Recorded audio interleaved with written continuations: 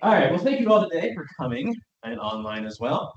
I've been trying to reach you about your car warranty for quite some time, and I'm glad you finally responded to my email and decided to show up to this excellent presentation about your car warranty. And if you don't have a car, that's fine. That's fine. If you get invested now in our car warranty program, you'll be ready when you do finally get your car. So feel free to invest as needed. Actually, no, we're here for Into the Shadows, Understanding the Dark Web, kind of demystifying what the dark web is and kind of how it's being used in today's world, and to sort of talk about that a little bit. I will start us off, though, with a Menti poll. If you're unfamiliar with Menti, you can go to menti.com, and there's a nice little code there. It'll also be up here on the screen as I switch this over real quick.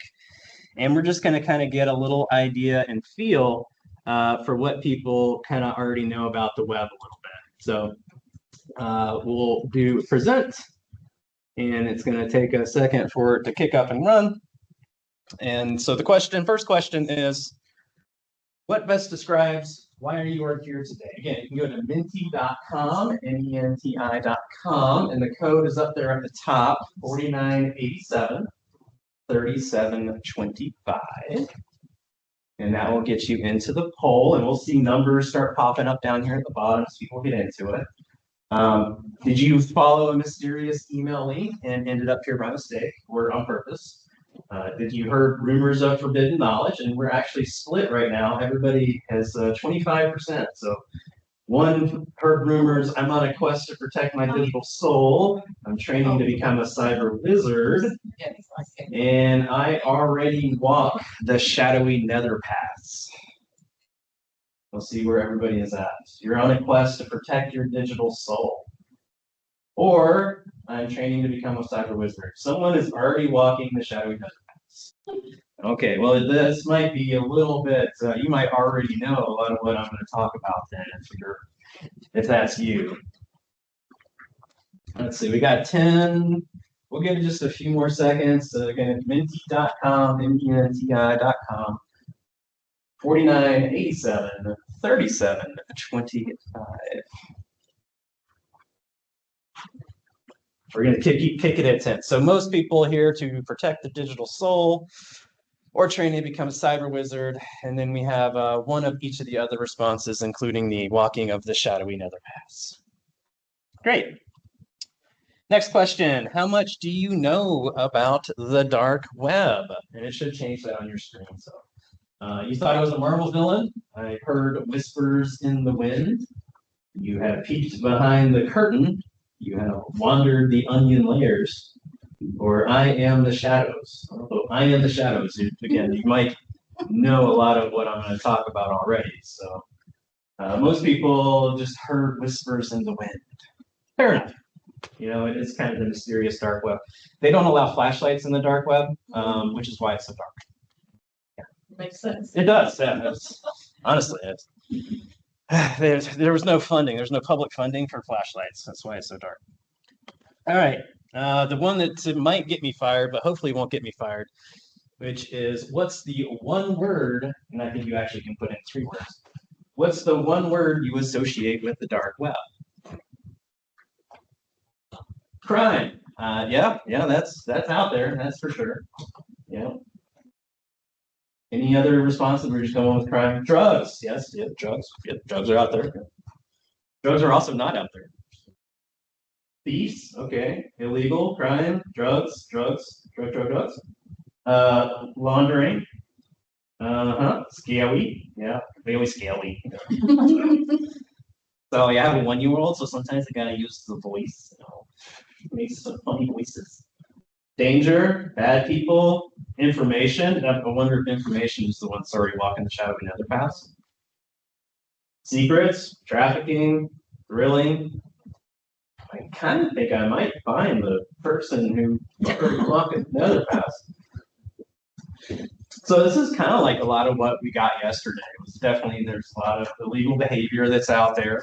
A lot of crime that exists out there. There's a lot of information out there. It's not necessarily illegal. The word, for the one that was walking the shadowy nether paths, I'm assuming you're online because you all are very nice people. So. Freedom. I don't see freedom of that. Part of the reason why a lot of this exists is because it is an unregulated space. There's not really any censorship. There's really kind of no governance. As far as the dark markets that you may have heard about, it's kind of like the free trade mecca where there isn't really any restrictions on what you can buy and sell as far as goods or services. So someone's going to put freedom up in the last second and they're like, oh, I forgot about that. But yeah, there's definitely a lot of that other stuff out there too. Did someone put it in at the last second? Yes. Yeah. Freedom. All right. Next question. Is it illegal to visit the dark web? Yes, I assume that FBI agents are watching me right now. No, but it sure feels illegal. Only if I click on the wrong thing or if I blink. I don't know, and I'm not trying to find out. No, but doing sketchy stuff there definitely is. No, but it sure does feel illegal. Seems to be the word for that. And I would argue that too. There's definitely some like risky clicking that goes along on the dark web, or did I really just do what I thought I did by accident?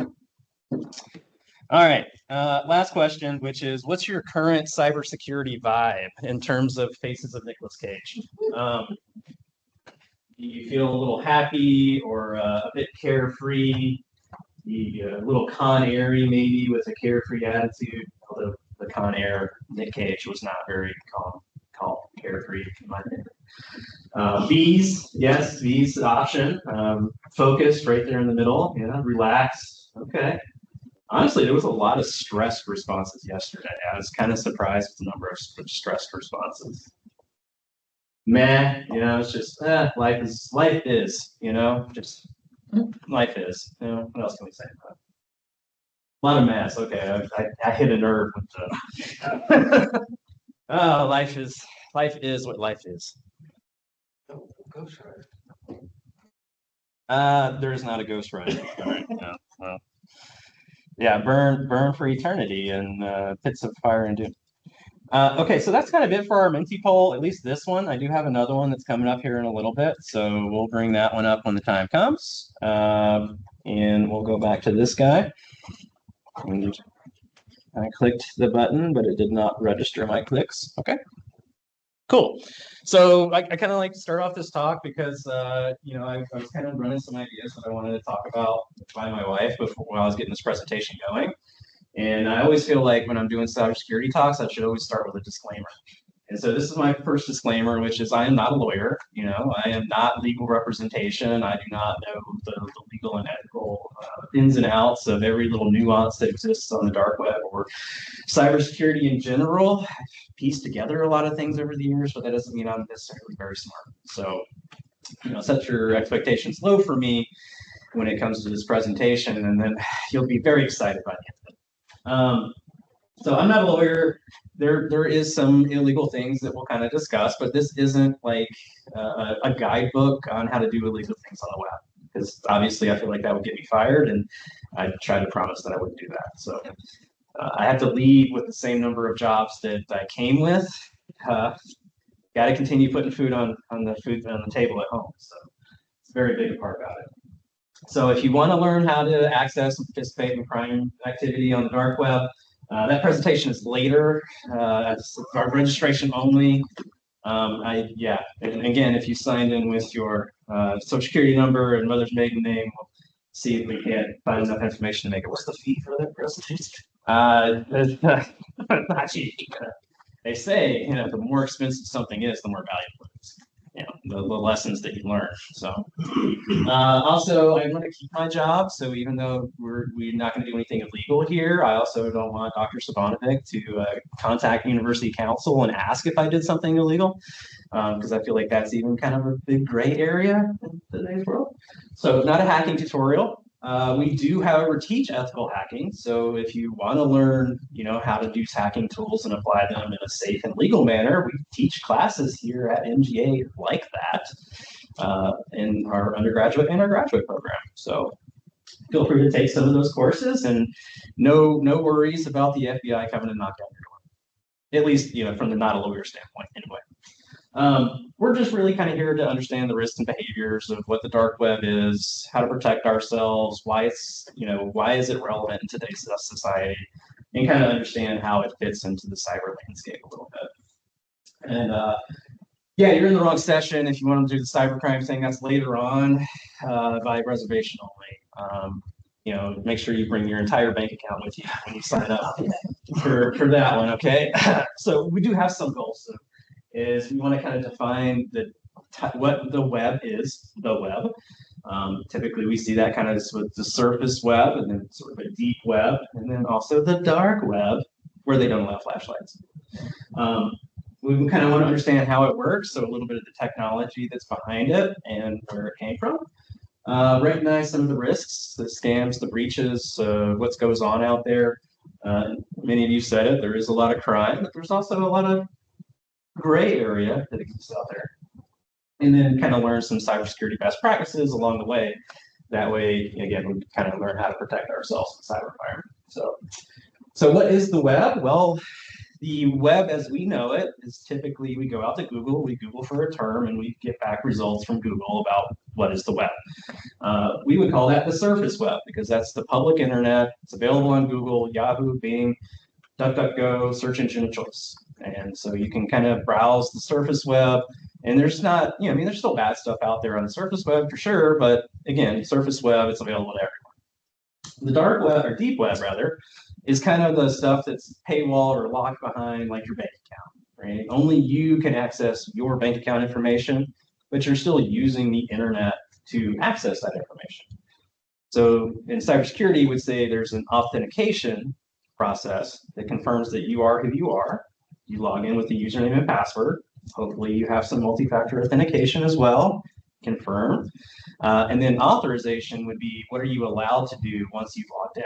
So you log into your bank account, you can only look at your bank account. You can't look at everybody's bank account. If you're the bank manager, yes, there's potential that you are authorized to look at everybody's bank account.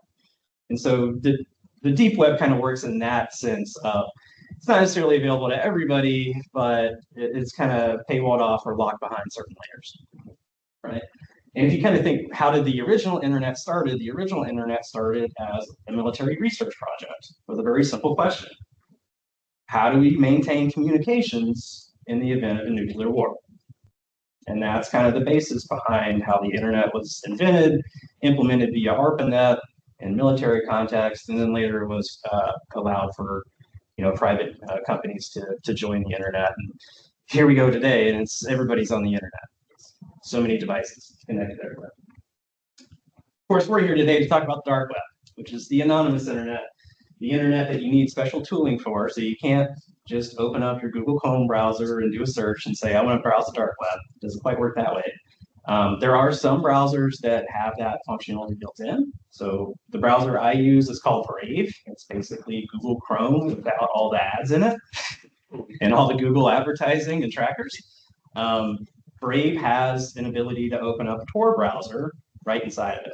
And Tor stands for the onion router. It's sort of the protocol by which the dark web runs by. There's also Tor Project's website, and they have a very specific Tor browser that only does Tor, because that can sometimes be an issue you should be concerned about is using a non-Tor browser and a Tor browser kind of in the same software might not be the thing you want to do if you're doing super risky stuff. So, but the Tor browser is kind of the standard.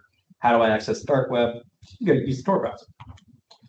Why does it exist? Well, some countries implement a lot of censorship on their internet.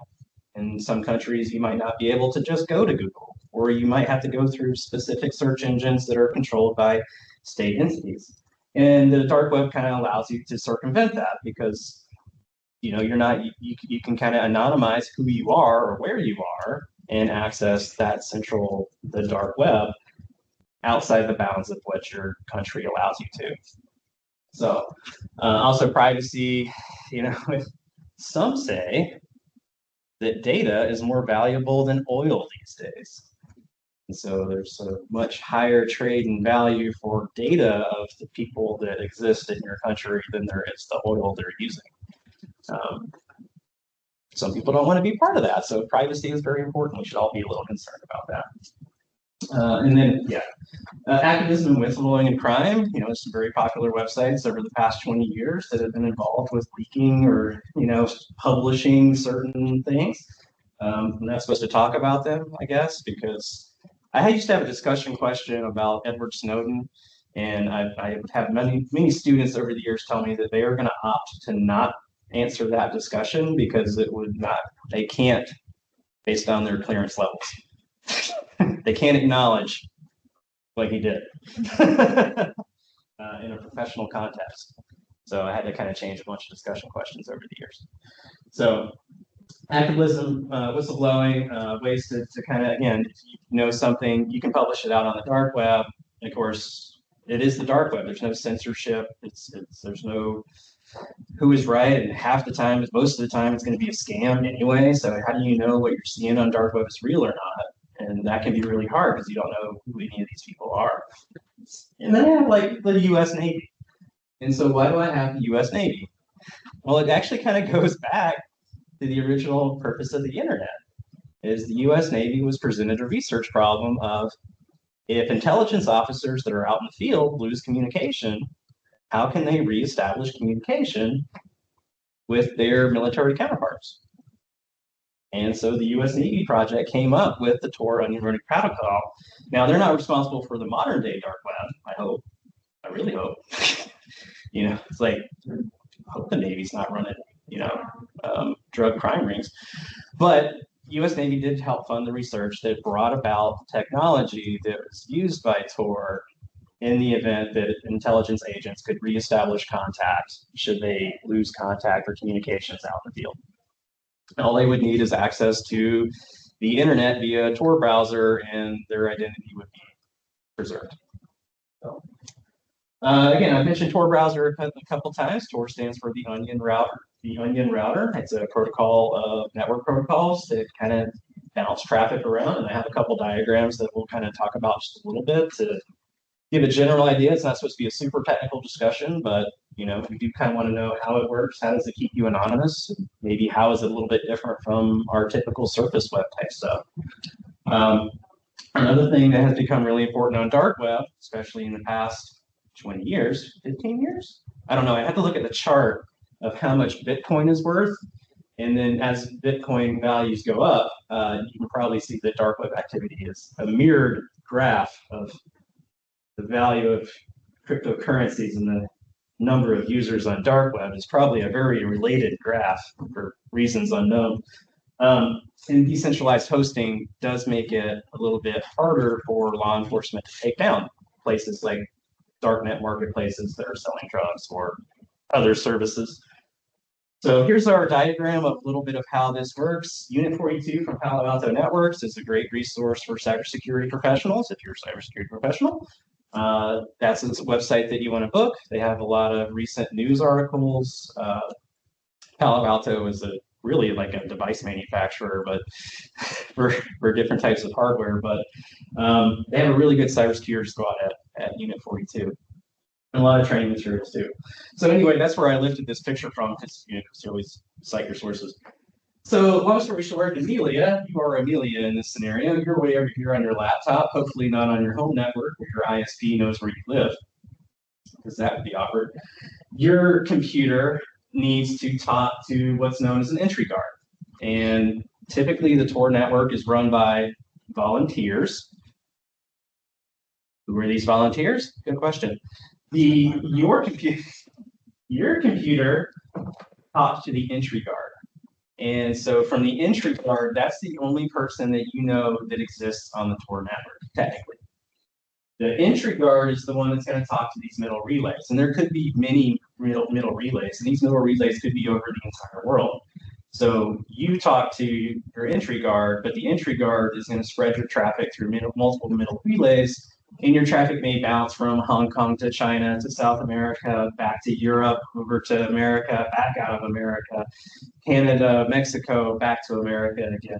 And so with those hops of where your network travel is going through all these different middle relays, that's where the anonymous factor comes in. Because as you're bouncing around all these little relays, the question becomes, where did this traffic come from? And that's kind of hard to know. Eventually, though, you're going to bump out with an exit relay, your traffic, I want website out there. You're going to come out of the exit relay.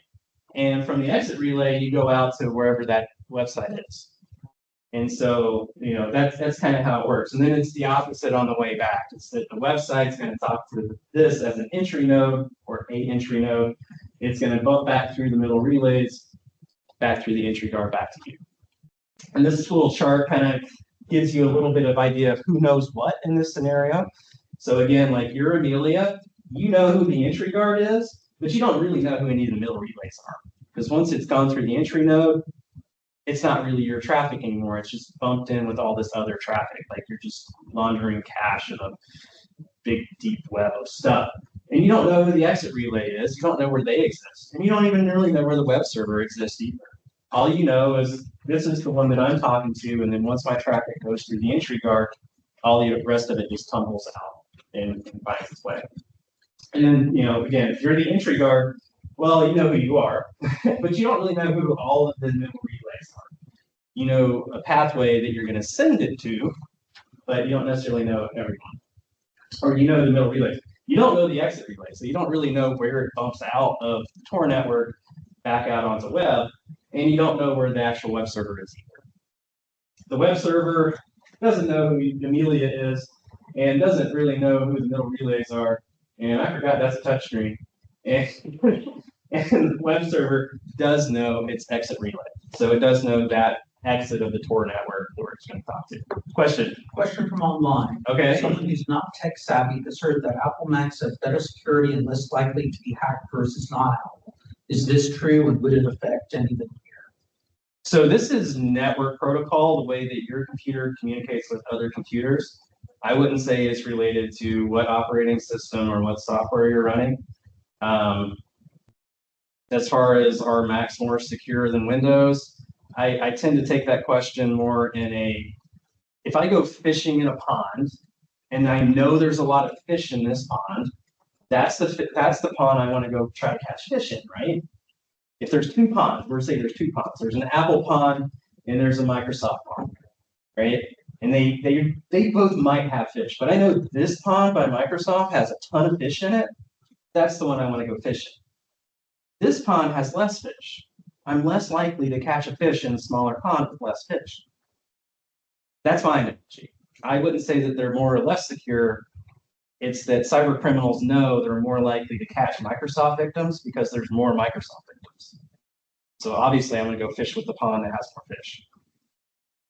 Hopefully that's the non-tech savvy Southern boy that goes to fishing. Do what? Brooke also mentioned fishing. Fishing, yes. So you go fishing in the pond with the most fish, and the most fish are Microsoft fish.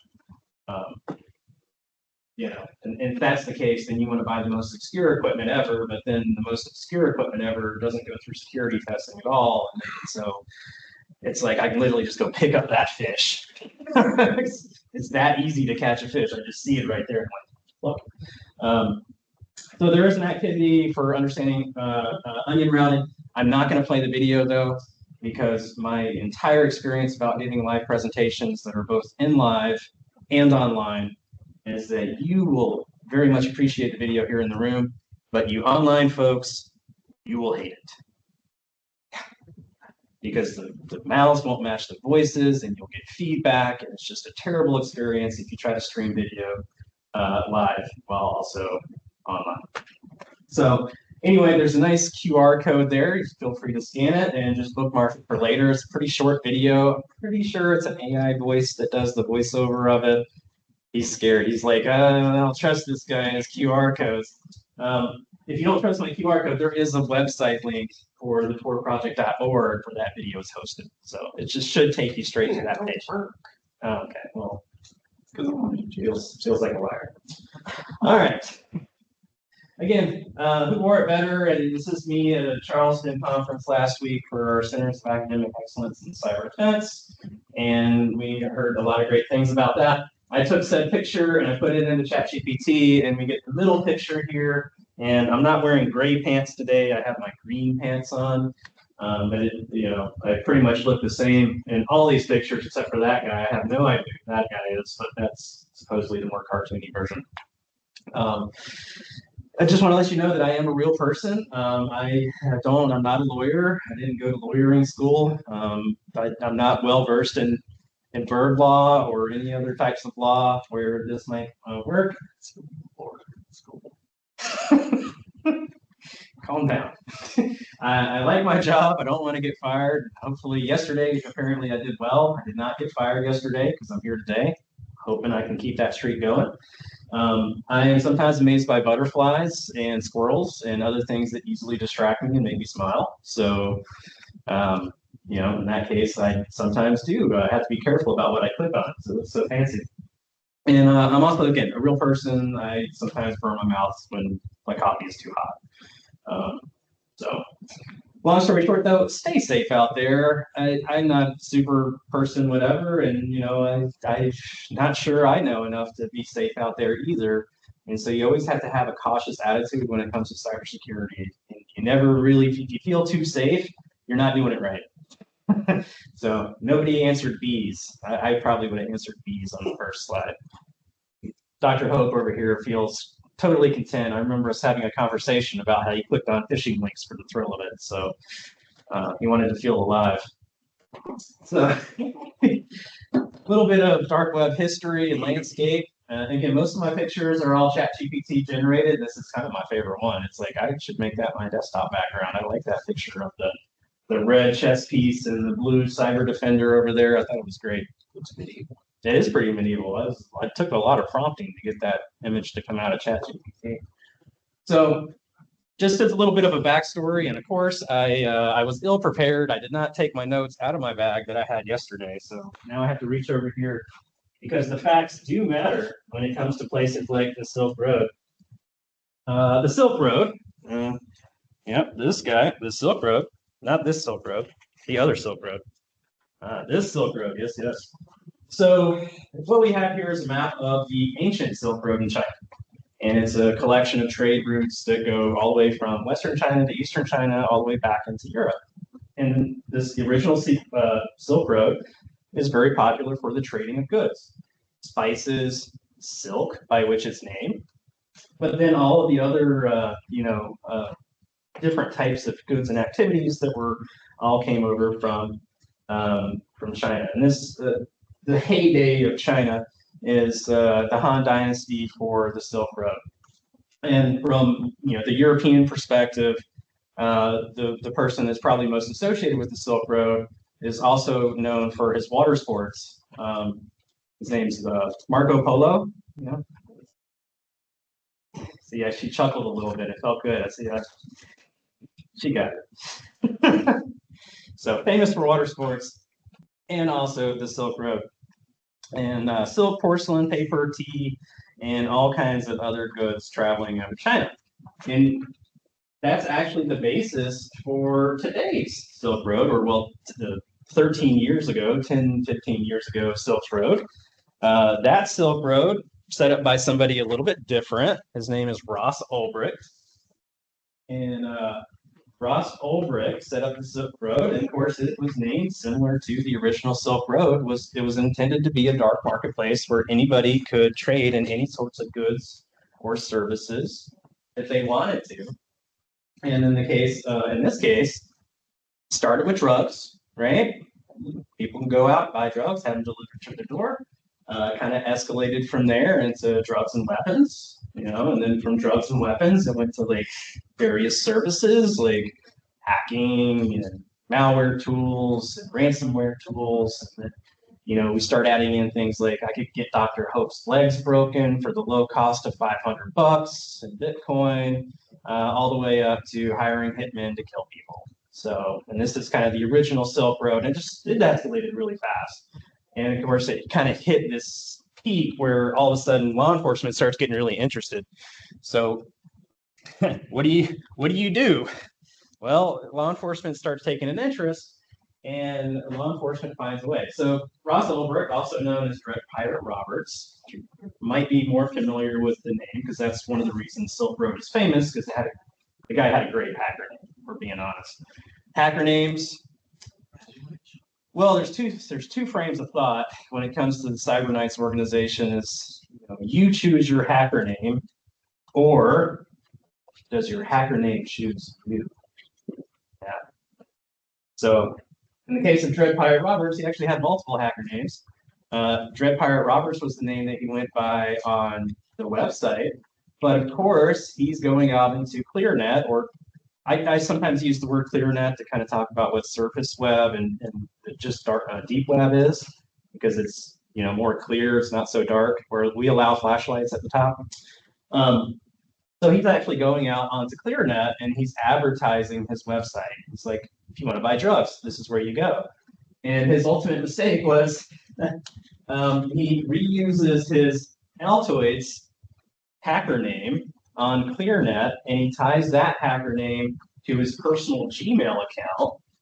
And then from his personal Gmail account, law enforcement is able to tie him as the administrator behind the Silk Road with his actual real life personality, right? And so that's how they were able to get him and arrested. So he was arrested in 2013 and sentenced. So I'm going to read the 5 charges because there's going to be a test later. You guys are ready for the test? Yeah. Okay. Good. So he was charged with 5 charges. He was convicted of these 5 charges. Charge number 1 was engaging in a continuing criminal enterprise under the Kingpin statute. He was found guilty of that. Conspiracy to distribute narcotics. He was found guilty of that. He was found guilty of conspiracy to commit money laundering, conspiracy to traffic in fraudulent identity documents, so selling people's identities online. Anyone's ever had their identity stolen, and conspiracy to commit computer hacking. So those were the 5 charges that he was charged with and convicted. He was sentenced to 2 life terms with no possibility of parole. Yeah. Yeah.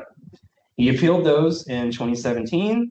Second Circuit Court found that there was no wrongdoing, and so upheld the conviction and sentencing. He also appealed to the Supreme Court in 2018, and they declined to hear the case.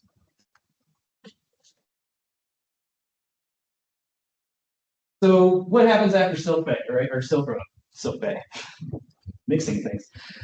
So Silk Road goes down. Authorities take it offline. The owner gets, arrested, convicted, put in prison. But he's got this great hacker name, Dread Pirate Roberts. And then all of a sudden, all the criminals across the world are like, what's the dark web? I didn't know about that. And so what comes after Silk Road is called Alpha Bay. And if Silk Road was like the Kmart of the 90s, Alpha Bay becomes the Walmart / Amazon of modern today. And that's where, again, if you look at the charts that, dark web usage and probably the cryptocurrency charts too, you just see this massive spike probably post 2013 after, I keep wanting to say Pirate Bay. It's not Pirate Bay, different place. Silk Road gets taken offline and it just explodes after that. Alpha Bay becomes pretty much every criminal organization across the planet's platform for conducting activity. Eventually shut down in 2017. The next slide will kind of discuss how he got caught. And then we have another marketplace that kind of takes over, and that's kind of where we're at with today's world on the dark web. Is no one really wants to be the Walmart / Amazon of today's world, because it's the big dog that always gets the chop, and so you kind of want to actually run a little bit of a small market as opposed to a very large market. And part of that is because of Hansa. 2017 gets taken over by Dutch police, and the Dutch police actually run it as a honeypot for a few years, and they start trying to track, like, who are these criminals, where are they from, who are the users, who are the people using this site. And so, post Hansa market, after it was shut down, there's a lot more anxiety in the dark web. Like, wow, we're working with anonymous people, but literally this site was being run by the police for years. How much do they know about us? We've been conducting business on this site for a long time. So again, the problem with Alpha Bay, like, what did you do? Well, I reused my personal Gmail account. And then I use my real identity for all the, I'm rich now, so I'm going to go out and buy yachts and Ferraris. And, when people start asking me how I got my money, what am I going to tell them? I run the biggest criminal enterprise, eBay equivalent in the entire world. Like every major criminal organization on the entire planet is running their operations through my website. So a couple critical mistakes. One, law enforcement's interested. You use your personal Gmail account. You don't use fake names or LLCs or entities to hide your identity. And then you log into the admin panel of AlphaBay and you just leave it open for a long time, and your VPN then kicks off. When it reconnects, your actual IP address is leaked. So fun time. Now he's actually got a little bit of a different problem. Is that he was sentenced to jail, but then he was murdered in jail. And so when you play with the largest criminals on the planet, don't be surprised when they want to make sure that you don't say anything. I guess that's kind of the message of that story. So how does your data end up on the dark web? Well, it kind of starts with you get your accounts hacked somewhere, a company gets hacked, their database gets leaked, people post it on the dark web, and then you can either sell it in batches of hundreds or even thousands of people at a time. Just depends on how much they have and how worthy the data is. If it's just name and address, that's not as juicy as social security numbers and other maiden names and pets. You did sign in. By the way, you guys sign in. Make sure you put your mother's maiden name down after you sign in for us, please. He said no. It's not falling for it. You're going to be the only one. You're going to feel left out when you look at the sheet and see. And typically this data is sold in bulk. So, criminals are buying it a lot of the time. And sometimes for different reasons. It could be anywhere from, they want to have false identity documents to get people into the country or into other countries for all sorts of reasons. My bank actually, they offer that as credit line protection. Is if you read your banking terms, my bank says that they monitor the dark web to see if my credit card's gotten stolen. So they're probably out there legitimately buying credit card numbers from criminals to see if my number's in the list. And I have actually gotten a letter that said my number was found on the dark web. Here's a new car. Please activate it and destroy your old car. And I don't want to say that it's from a smoothie shop at the Tanger outlet, but boy, that timeline really adds up. So we do have short of an activity. You can do this on your phone if you like. Is you can go to haveibeenpwned.com, and I would recommend to check an older email. Not one that, because I'm not convinced that this site is not a social engineering exercise to gather half your credentials. If you think about it, without multi-factor, your username and your password is pretty much all you got. And in a lot of places, use your email address as the username. So if I can collect your username, I got half your combination. So I'm not convinced it's not social engineering. But thankfully, or not thankfully, I do know that in the state of Georgia, our data was leaked not so long ago. Have I been pwned? Oh yeah.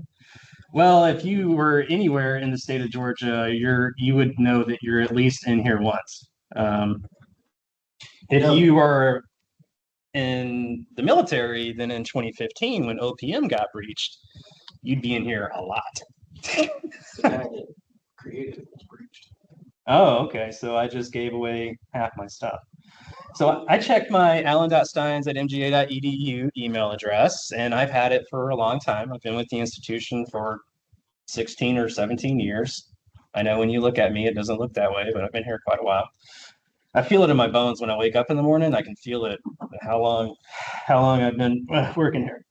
So anyway, I can tell you that, yes, Chegg was breached. And I, as a student, because I was also a student here back in the early 2000s, again, I feel it in my bones when I wake up. I have a Chegg account because that's where I used to buy my textbooks because it was cheaper than anything else out there. And Chegg also was one of the first websites where you could rent your textbooks for even cheaper. So, but yeah, they were breached, and compromised data included email addresses, names, passwords, phone numbers, physical addresses, and usernames. So, yeah, I don't use that password anymore, but I mean, all that other stuff is still relevant. Fun times. And then LinkedIn also is great. Education levels, email addresses, gender, geographic, job titles, name, socials, CV profiles, work history. Everything is publicly available on LinkedIn. Also breached. So at least I know where I'm tied to. So if someone wants to pretend to be me from a different state or something, unfortunately, I have a fairly unique name.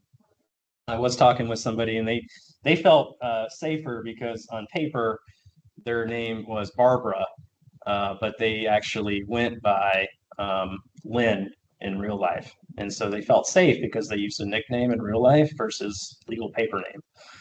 And I was like, I don't know that to be true, but I also don't know that to be false. So If you want your password back from Jay, just let me know.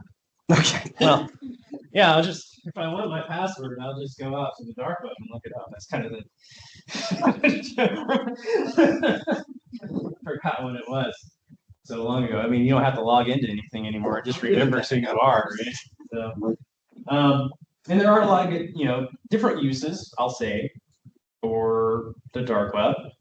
There are a lot of illegal things out there for sure. Like I said, Silk Road illegal, Alphabet pretty illegal.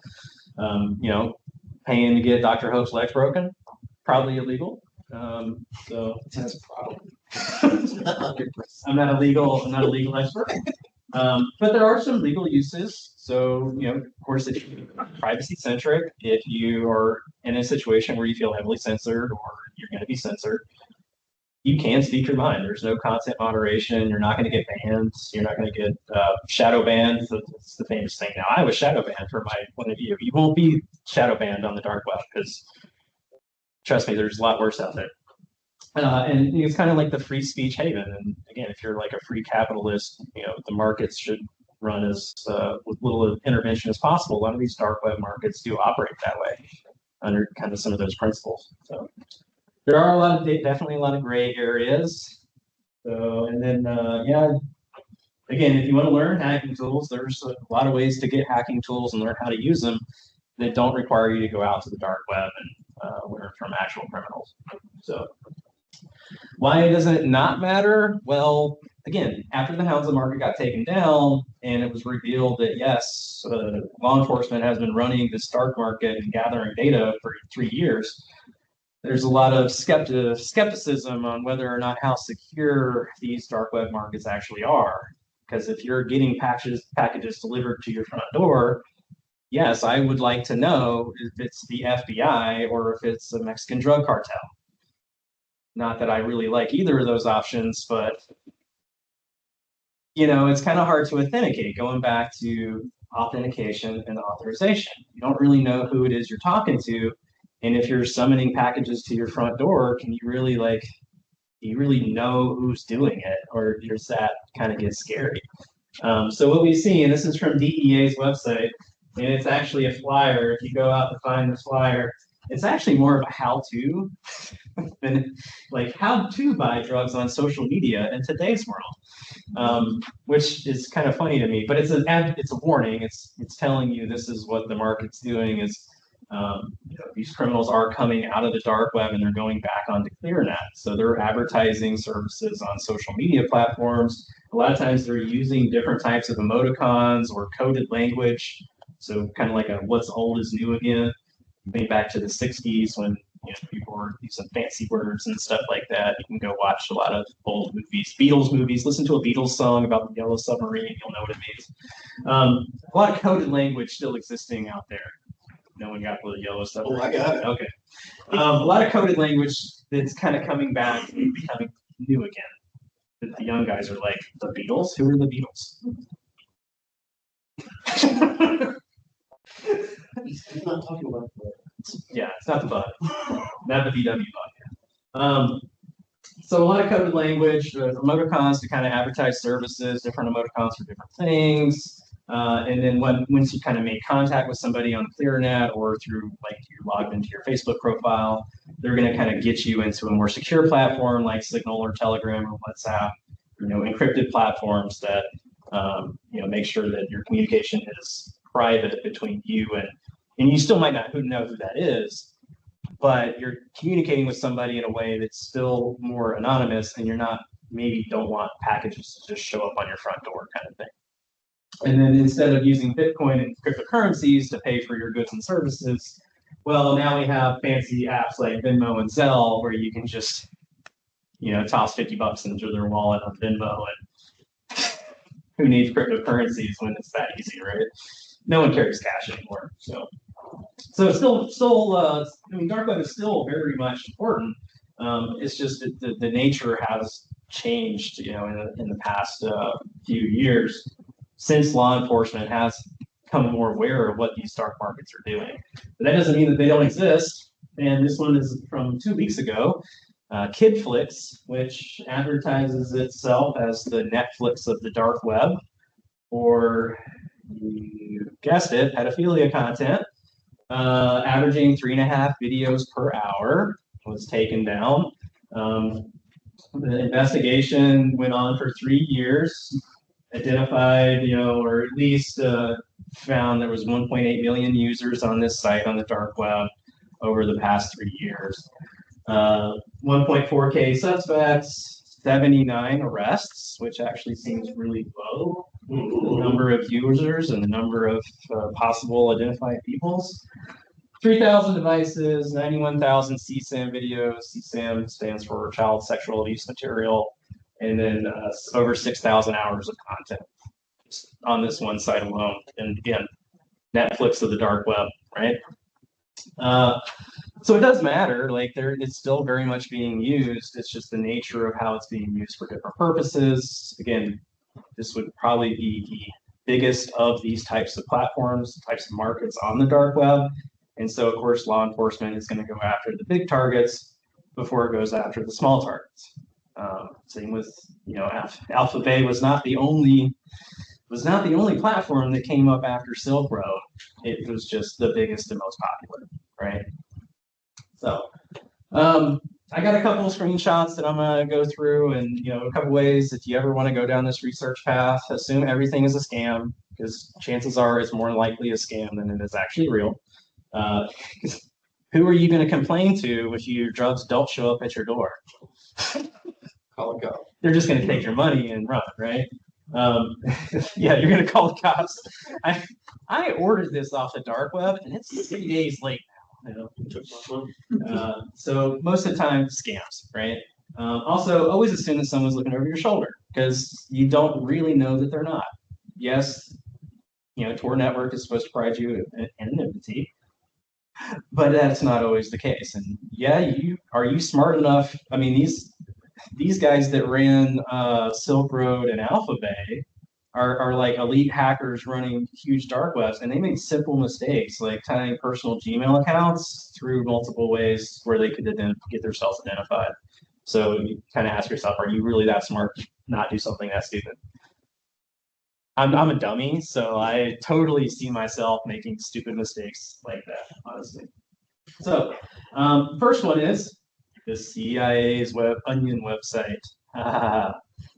Yes, the CIA is on the dark web.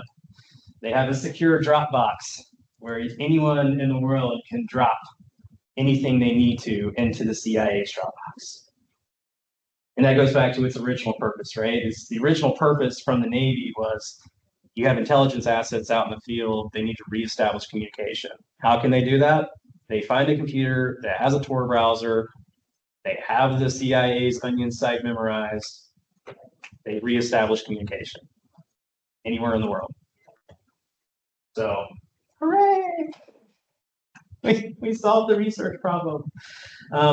You do have other legitimate websites. For example, the BBC, the popular British newspaper, has an Onion site. So if you're in a country where the BBC is blocked, you can access the BBC's news site through Tor services. The Guardian, which is well known for publishing lots of different content, some whistleblower type status stuff, has an onion site. A lot of your major news networks all have onion sites. So if you're in a country where that's blocked, in theory, you could go there. But again, some countries don't care, and if they find you using things, they will not let you use them anymore forever. So, a lot of governments use it for sure. Again, a lot of cartels, marketplaces. One place that used to be really interesting to look is if in older Twitter days, I don't do this so much anymore because most of Twitter is paywalled or you have to have an account. I never really wanted to make an account even 20 years ago. You used to be able to, you could follow cybersecurity researchers on Twitter and X, and they would say, hey, this new advanced persistent threat, this criminal hacking group overseas has released a small tidbit of ransom. They ransomed the company and they released a small tidbit of data. And sometimes they would post screenshots or onion addresses that went out there. But what you have seen, at least on ClearNet, sites like Reddit also used to have a subreddit that would post a lot of dark web places. A lot more content moderation these days to not tie ClearNet and dark web together as much. So I haven't, again, I've never had a Twitter X account, but it's been harder to follow those researchers that are using it to kind of talk about what they're finding out there in the world. These are like legitimate cybersecurity researchers, right? Tracking criminal activity across the world. They'll say, oh, yeah, we checked the Yellow Dragon's dark web website, and yes, they have a new leak of some data. So, and you always got to be careful, like, who are these people? You don't even know, it could be fake. Again, assume everything is a scam. So the dark web markets, a lot of them try to mimic like actual ClearNet websites like Amazon and eBay. Alphabay, for example, looked a lot like eBay. A lot of the modern ones today even have customer service or chatbots that will help you navigate the process. Many of these darknet websites are also offering escrow services. So if you don't feel comfortable spending your $100 to some anonymous entity that you don't know whether or not that package will show up, for a small fee, you can have the site be the escrow service, and they will hold that payment from the supplier of your good. And once everybody agrees that the transaction was completed, the site will release the money to the supplier. So that's kind of like a way that these go, And just like eBay or Amazon, there's customer ratings, there's reviews. And so you can kind of see like how this is a new person that doesn't have a lot of reviews. They might be fake or they could be law enforcement. Oh, this one's been on for 3 years and has 5 stars. They're more trustworthy, if you want to believe that kind of thing. So, but yeah, it's again kind of like a free market economy. Anything is for sale, goods, services. Let your imagination flow. He's only got 2 legs, people. Come on, give him a break. So, a couple examples. Again, these might be fake. These might be real. The UK Guns and Ammo store, because in the United States it's easy to buy a gun and buy ammo. In the UK, not so much. So, I couldn't find a US gun and ammo store, but I can get my binoculars and I can walk across the street. Probably see something similar. CC Pal store, operated by PayPal's and eBay accounts and credit card numbers with their CSV codes, 150 USD for 100 credit cards. Now, whether or not you think that's real or a scam, you press the button and you type in, you do a Bitcoin transfer. Are you actually going to get your 100 credit cards? I can't tell you. I was talking with a group of cybersecurity folks, and the joke was, so if I wanted to see if this was real or not, and the FBI did show up at my door, could I take out my faculty ID and say I'm a researcher? And they were like, I don't know, have you tried it? And I'm like, I don't want to try it. And I was kind of asking him before I get to that point. He's like, we might just have to wait and see. So we're not going to say yes, but we're also not going to say no. And that did not give me a lot of confidence. So this one is freelance hacking. So the way this site says that it operates is that Clients can post that they need a service done, and then different contractors can make a bid on that service. And so this person is asking for, if someone can hack into Instagram accounts, please apply for my job. Need this to be done urgently and can pay well. I mean no harm, just need to verify some messages between my girlfriend and a few people. $2,500. Yeah, and at the time I looked at it, it was a couple weeks ago when I was trying to prepare for this, 5 applications. So again, could be a scam website, it could be a real website. Dr. Chronic, again, some U.S. states, you don't have to go on the dark web to buy weed these days, but in some other states you do. I don't know what the going rates are, but Dr. Chronic advertises skunk kush 1 ounce for $120 US. I don't know if that's good or bad. I couldn't tell you. No opinion. Okay. I don't get mine. I don't have an opinion on that. That's all. That's solid. Okay. Well, the amount goes up. Again, are you more concerned on whether or not when that package shows up at your front door, $5? 5 minutes. Oh, I got 5 minutes. Okay. Okay, we got to speed it up. So these things exist, and it didn't take me a whole lot of time to For find them. $5. Huh? It's like $5. Wow. But I mean, I found these all within like 2 hours of searching off of places that I thought might be interesting to look, and I can't answer any questions about that. So we do have a quick poll at the end, and this is, to me, this is the more fun poll. The first poll, my wife made me take off the question of what is the sketchiest thing you've ever seen on the web, and my wife said you need to take that one off. Do not ask a bunch of college students what's the sketchiest thing they've ever seen on the web. You are asking for trouble. So same thing is we'll open up our menti.com, and then we'll try to speed through this pretty quick because I know, I got to drive a long way back. Oh, I need to do this button first to reset the results because you are different people and not the same people as yesterday. Okay, yeah, I'm hoping it's the same code, but Menti says the code's good for 2 days, and I put the codes in 2 days ago. Okay, it is different from my slide then. I apologize. So it's the same thing. It's menti.com, menti.com. The code is 4881 2925 up there at the top of the screen. And question number 1 is, should Ross Ulbricht, menti.com, menti.com, and then the code is 4881 2925. And the question is, should Ross Ulbricht be in jail? Yes, play stupid games, win federal sentences. No, the dude just built a website. Kinda, but life without parole is kind of harsh. Who is Ross Ulbricht again? The people here for extra credit, thank you for bringing your students. You did offer them extra credit, right? Hey. Or I plead the fifth, my Tor browser is currently open. That's definitely the one that was walking the shadowy nethers in the first poll. So, and it's kind of looking about the same as yesterday, is that most people are kind of seem to be going towards the yes, you play stupid games, you win federal sentences, right? Life without parole, kind of harsh. Wait, who's Ross Ulbricht again? You came in at the last minute. Skip that. You didn't get those slides. I'm sorry. It's fine. We have other questions, though. You can participate in those. Don't worry. You'll know in a second who he was. So I have some potentially troubling news for those that think that, yes, he deserves to be in jail. Again, he was sentenced to 2 life sentences for running the Silk Road. For those of you that answered in purple, that life without parole is kind of harsh, you might be kind of happy about this.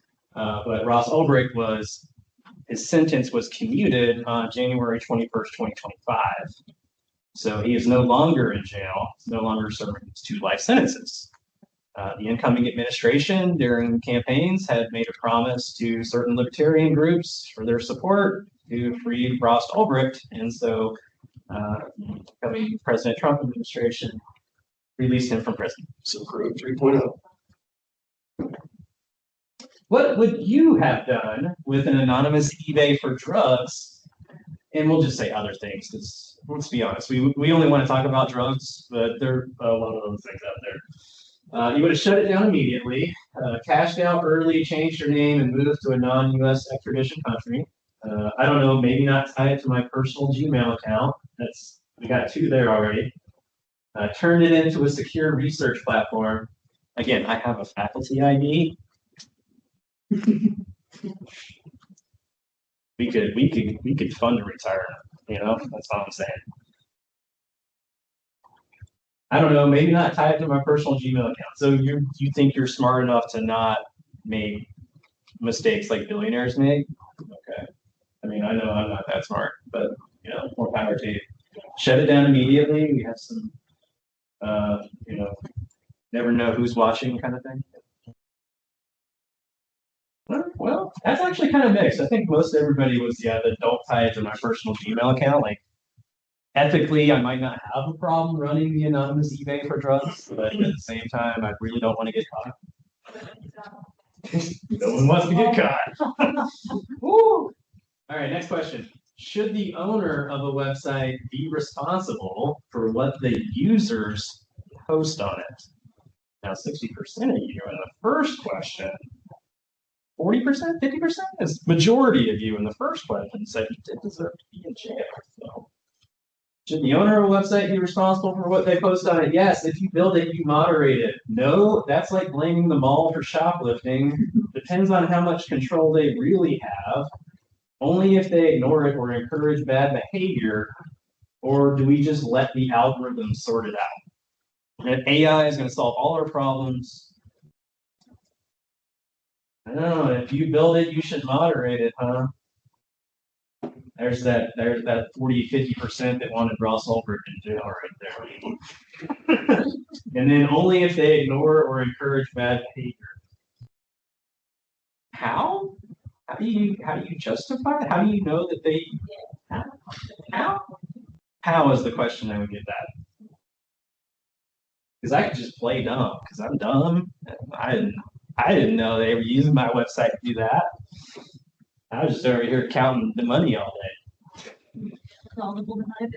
All right, so for those of you who don't know, Section 230 of the Communication Decency Act says that website owners are not responsible for the user-posted content on their websites. Which is why you can't sue Facebook, because you fell for misinformation on Facebook that someone posted on Facebook. Or you can't sue LinkedIn for losing your personal information, or all sorts of manner of things. You can't blame Amazon for letting third-party resellers sell you junk that doesn't match their description, and you can't blame Walmart for letting third-party sellers post products on their website, because it's not, they just run the website. They're not responsible for what third parties post on the website. So answers are, lets big tech destroys free speech while posting cat videos. It's the law that every politician complains about, but no one reads. The thing Trump wanted to repeal and Biden kind of agreed. That's kind of funny that no one thinks the purple one, because it was like a huge thing in 2019, 2018, that we need to do away with this law because it's interfering with elections. The legal version of "Don't blame me, I just worked here." Yeah, basically, it's kind of it. Yeah, and something about not being publishers or platforms, or platforms being publishers, or pizza being publishers, or pizza being platforms, or someone facing it. I don't really know what that whole argument's about, but the legal version of "Don't blame me, I just work here." That's fair. That's fair. Okay, last question in terms of Nicolas Cage. What's your current vibe regarding this presentation? Wasted. We're gonna get our cybersecurity. I've wandered the nethers for long enough. It's going to be angry that they wasted an hour in my presentation because they didn't learn anything useful, and they already knew everything that they needed to know. More bees this time. That's great. Is it because we like Nicolas Cage and bees, or is it just bees? Bees. Bees. Focused and a good T value in our results here. For those of you researchers, the quantitative methodologies, we have a T square going on right now. Oh, okay, it's turned into an E square. It's a different square. More B's. Okay, B's, focus, restrict. Okay, fair enough. All right.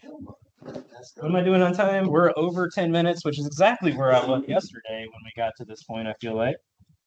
I had a lot more fun with the Minty stuff, so we'll just finish it up. We'll go through the last slides. Is how do you stay strong, unique passwords, multi-factor authentication. Don't click on sketchy links or scan sketchy UR codes or anything like that. I think NSA's recommendation these days is 18-character passwords. And honestly, we don't even want to use the word password anymore. We want to start using passphrase because that kind of enhances the longer combination because it's easier to remember a short phrase to use as a password as opposed to a singular dictionary word. Don't use anything in the dictionary. Don't use anything that actually identifies to like your pets or your mother's maiden name or your kids' names or any of those sorts of things that might be your security question to your bank account. Because if you get any of that off of social media, you're above. Keep track of where your presence is, like what footprints are you leaving on the sites that you go to. Don't throw your email address out just for anybody. I never go because everyone's like, just write down your email address. And I'm like, AAA@AAA.com. Find me. What's your phone number? 555.555.555.com. And then always be mindful what you post and you share because oversharing information does kind of, especially if you have passwords built on that, a lot of that information can be scraped and then used kind of against you in cracking passwords. And we teach cracking passwords in the ethical hacking class. So turn on your two-factor and I just want to thank you for being here today. We're going to try to wrap it up real quick because again, I'm 10 minutes over. So I want to thank Dr. Savanovic for putting all these presentations together. He's got a lot of different presentations that he's done over the years. Yes, everybody air clapped. I heard it. You heard it. Yeah. It's not inherently evil, or it is a risky environment being out on the dark web. It's not inherently evil. It's just unmoderated. There's really no rules. If anything goes, kind of thing. So it's risky to be out there. Put your armor on, your plot armor that keeps you safe. Plot armor. Keeps you safe because if you do go out there, you're gonna run into stupid stuff for sure. Or at least stuff that I consider to be stupid. Other people have your own opinion. So it's got to human error is the biggest vulnerability. You think you're smart enough to not tie your acronym to your personal Gmail account, but for millions of dollars, billions of dollars, some people won't make that mistake. And then, of course, always stay curious, stay informed, stay safe.